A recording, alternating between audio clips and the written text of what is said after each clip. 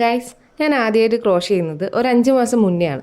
അപ്പോൾ അന്ന് തൊട്ട് ഇന്ന് വരെ ഞാൻ എന്തെല്ലാം പ്രോഡക്റ്റ്സ് ചെയ്തിട്ടുണ്ടെന്ന് നോക്കാം. ഞാൻ ആദ്യമായിട്ട് ചെയ്തത് ഈ ബോയാണ്. ഇതിന് ശേഷം പല കളറിലും പല ഷേപ്പിലും പല സൈസിലും ഒക്കെ ഞാൻ വേറെയും ബോസ് ചെയ്തിട്ടുണ്ട്. എൻ്റെ കയ്യിൽ ഇപ്പോൾ ആകെ ഉള്ളത് ഇതൊക്കെയാണ്. രണ്ടാമത് ഞാൻ ട്രൈ നോക്കിയത് ഈ പച്ച കളർ ഫ്ലവറാണ്. എൻ്റെ കയ്യിൽ അന്ന് ഗ്രീൻ കളറിയാണ് മാത്രമേ ഉണ്ടായിരുന്നുള്ളൂ. അതുകൊണ്ടാണ് ഈ ഫ്ലവറിന് പച്ച കളർ. അതിനുശേഷം ചെറിയൊരു സൺഫ്ലവർ ട്രൈ ചെയ്തിട്ടുണ്ടായിരുന്നു. കുറേ അധികം ഫ്ലവേഴ്സ് ചെയ്തപ്പോൾ ഇത് എന്ത് ചെയ്യണമെന്ന് എനിക്കൊരു ഐഡിയ ഉണ്ടായിരുന്നില്ല. അപ്പോൾ അങ്ങനെ ഞാൻ നോക്കുമ്പോൾ ഒരു ഐസ്ക്രീം ബോട്ടിലിരുന്നു. അപ്പോൾ അതിൽ ഞാനിങ്ങനെ യാൻ ചുറ്റി കൊടുത്തു. അതിനുശേഷം ഞാൻ ഉണ്ടാക്കിയ ഫ്ലവേഴ്സ് അതിന് ജസ്റ്റ് ഒന്ന് ഡെക്കറേറ്റ് ചെയ്ത് കൊടുത്തു. അതാണ് ഈ പെൻ ഹോൾഡർ. ഞാൻ റീസെൻ്റ്ലി ചെയ്ത ഒന്നാണ് ഈ ഡയറി കവർ.